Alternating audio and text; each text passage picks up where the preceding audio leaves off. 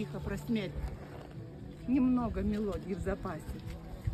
Но рыжий трубач, долговязый, как жерть, был с музыкой той не согласен. И медью трубы, наполняя блиндаж, пытался разучить вальс. Эх, вальс, березка, лесом кузнеца, старинные вальсы России. Он так и погиб, не сумев до конца мелодию вальса осилить.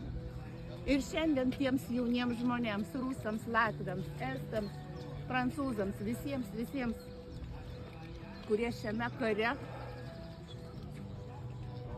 paaukojo patį brangiausią, ką turėjo, savo jaunystę, savo gyvenimą, savo negimusius vaikus, šiandien mes jiems lenkiame galvas. O jūs, politikos ieškotojai ir žiniasklaidos atstovai, ieškokite informacijos kitur, kreipkitės pas Šimonytę, kuri norėtų karo Lietuvoje. Bravo! Šimonytė lauk. Jo. Šiandien čia Bravo.